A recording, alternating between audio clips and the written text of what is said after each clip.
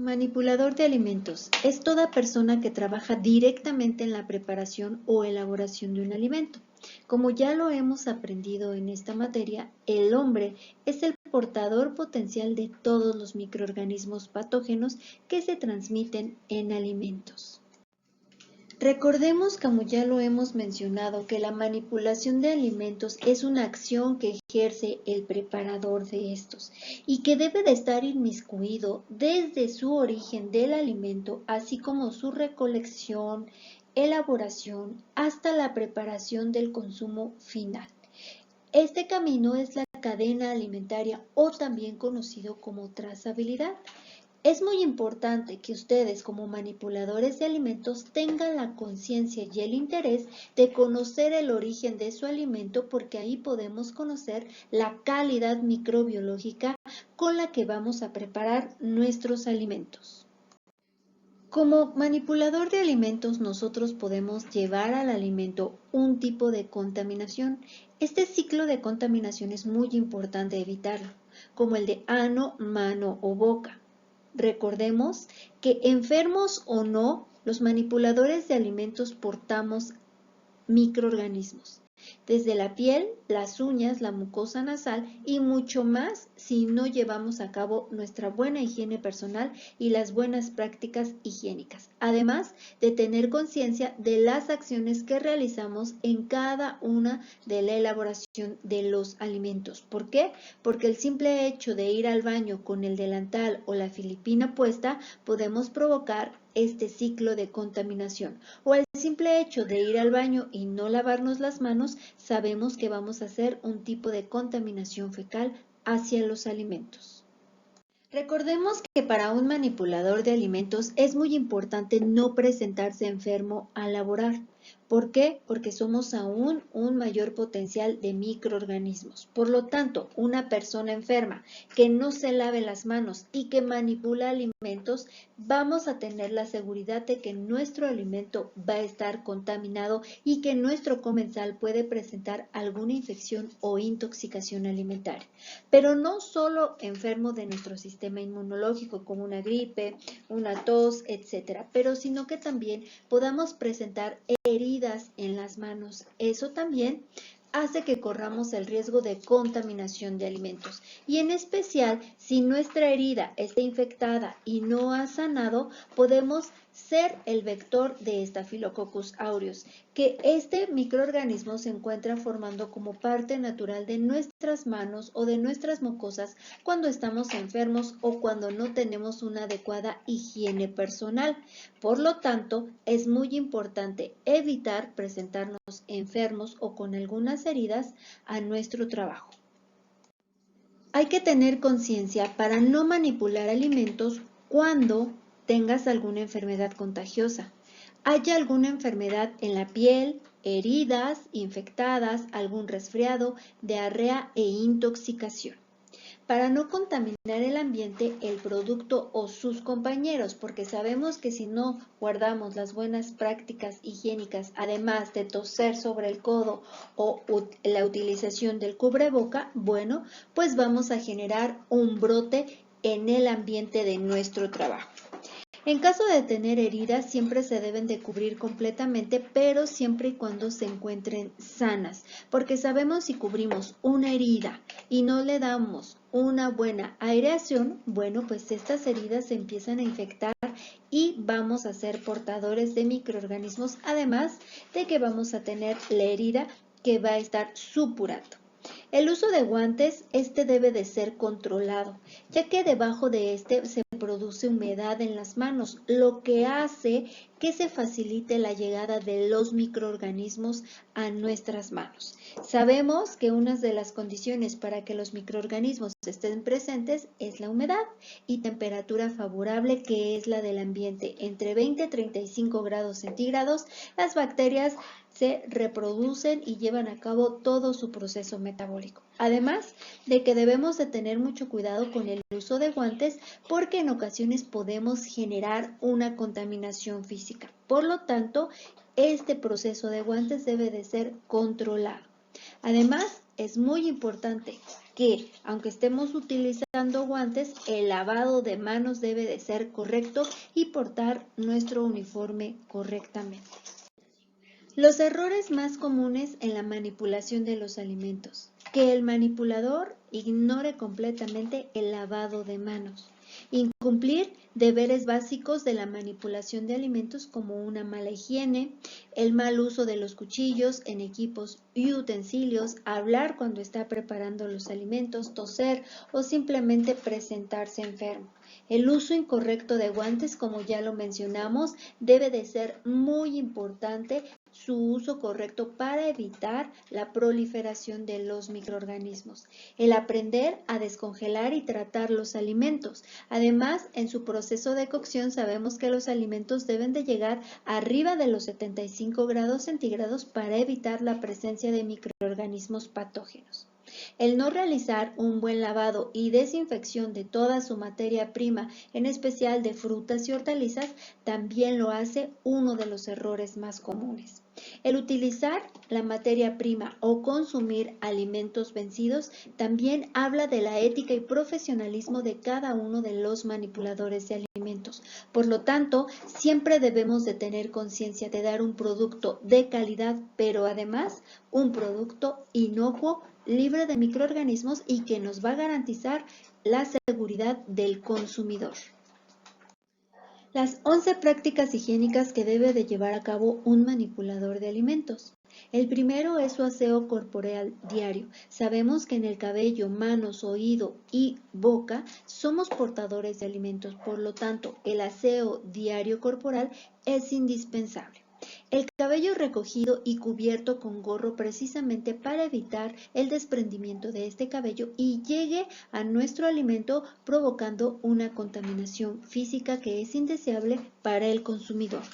También el rasurado diario en los hombres y las mujeres sin maquillaje precisamente también para evitar un tipo de contaminación física. Además de que la barba en el hombre también puede traer microorganismos.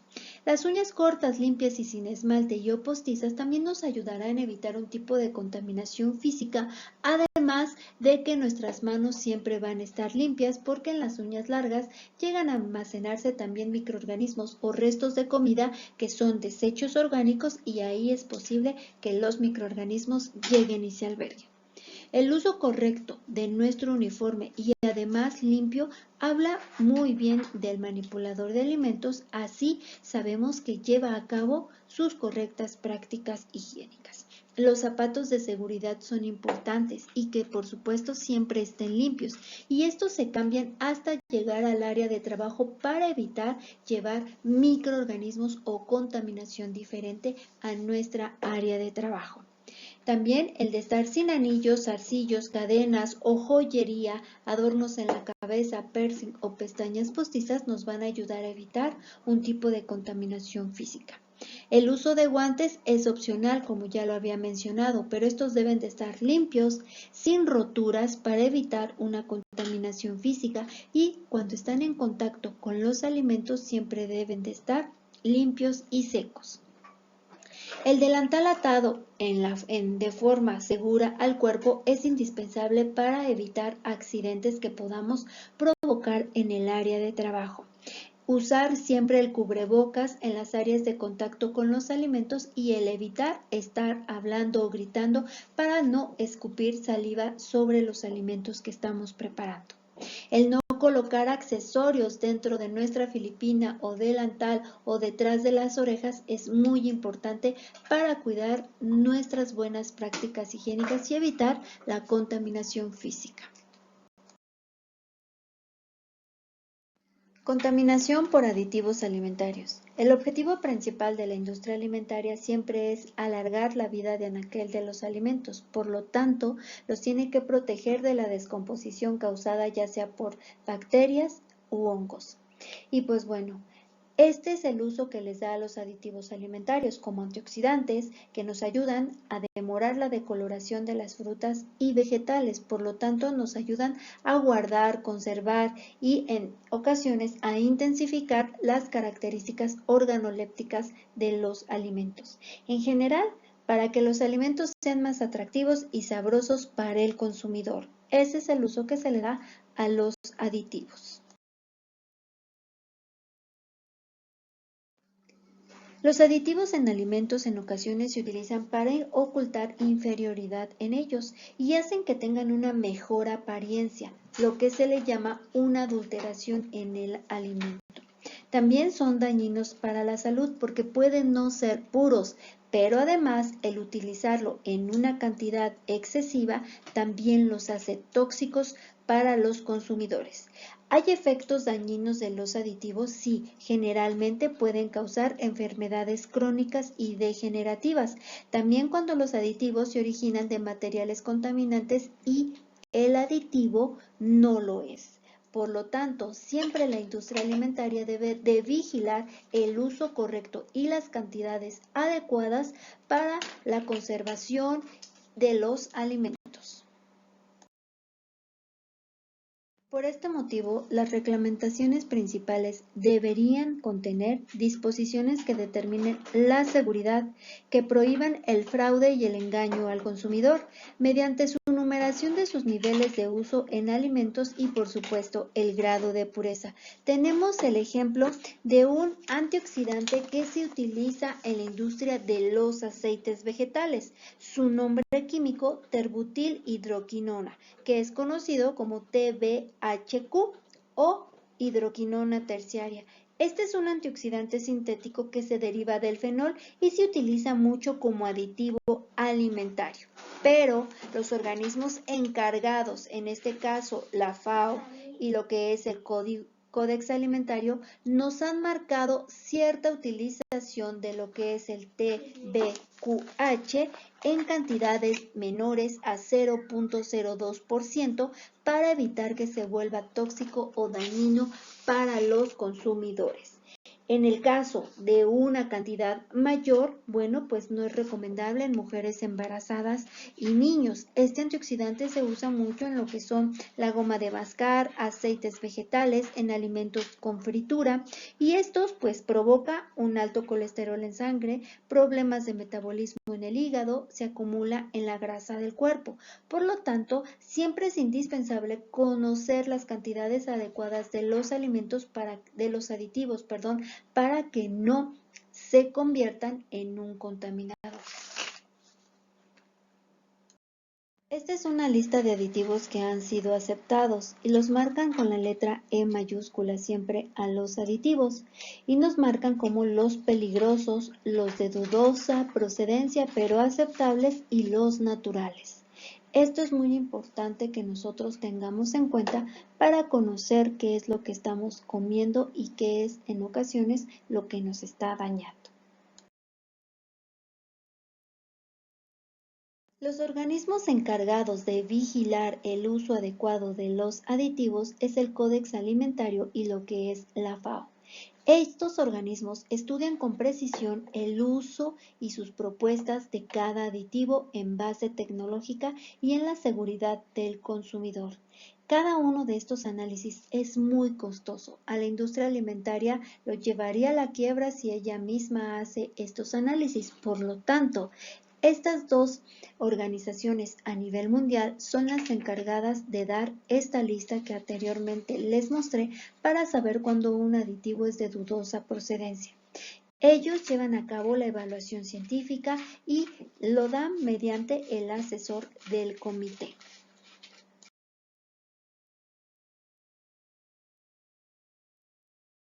¿Pero qué es lo que hace cada organismo por su cuenta? Codex Alimentarius evalúa el resultado a nivel internacional con importancia tecnológica, pureza y grado de toxicidad. Respalda más de 500 disposiciones sobre normas de aditivos alimentarios y seguros y además es el encargado de generar la lista de aditivos inseguros y actualizarla constantemente. En este año se actualizó también un aditivo, un antioxidante que es el de extracto de villa. Este extracto de villa anteriormente se utilizaba como colorante en aceites vegetales. A partir del julio del 2020 al enero del 2021, este antioxidante debe de dejar de funcionar porque se han comprobado que tiene cierta toxicidad.